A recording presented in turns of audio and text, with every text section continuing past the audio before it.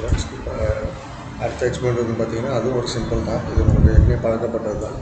So எல்லாருமே இப்போ வந்து கிரிக்கெட்டில் வந்து எல்லாமே பார்த்துட்டு இருக்காங்க ஐபிஎல்லில். அதில் வந்து என்ன பண்ணியிருப்பாங்கன்னா ஒரு கீழே வந்து ஓவர்ஸ் போட்டிருப்பாங்க. மேலே வந்து பார்த்திங்கன்னா இந்த லைனில் வந்து எத்தனை ரன் ஒரு ஓவருக்கு போயிருக்குன்னு பார்ப்பாங்க. சரிங்களா, இது வந்து சார்ட், அதான் சார்ட் சொல்லுவாங்க. ஸோ அதே மாதிரி இங்கே நம்ம இந்த பசங்கள் யார் இந்த ஸ்டூடெண்ட்ஸ்லாம் யார் எவ்வளோ மார்க் வாங்கியிருக்காங்க இதனுடைய சார்ட் எப்படி போடுன்னு பார்ப்போம். இப்போ இதை செலக்ட் பண்ணிக்கணும்.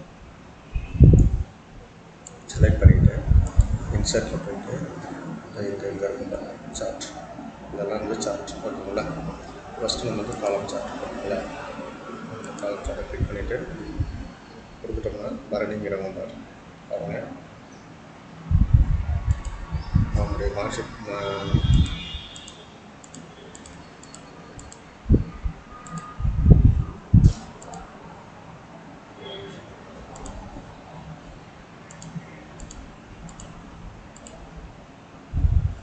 இது வந்து பரணியோட இருக்குங்களா. இது வந்து ஒரே ஒரு ஸ்டூடெண்ட் மட்டும் வாங்கியிருக்காங்க. சரி, இதுக்கப்புறம் வந்து பார்த்திங்கன்னா நம்ம இன்னொரு விஷயம் பார்ப்போம். அடுத்து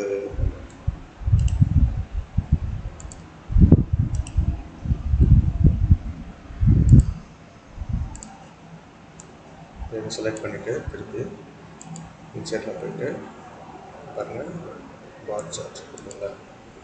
இந்த மாதிரி கிளிக் பண்ணிட்டு வந்தோம்னா இது எல்லாத்துக்குமே வந்துடும்.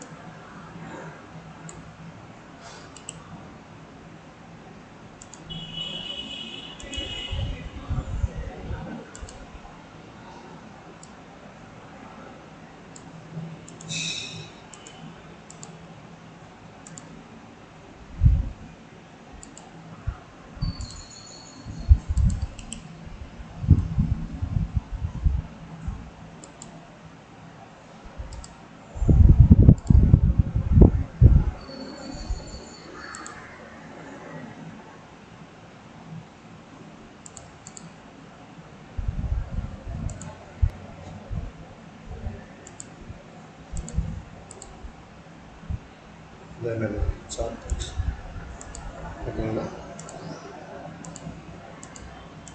6 பேப்பர் மாறிட்டு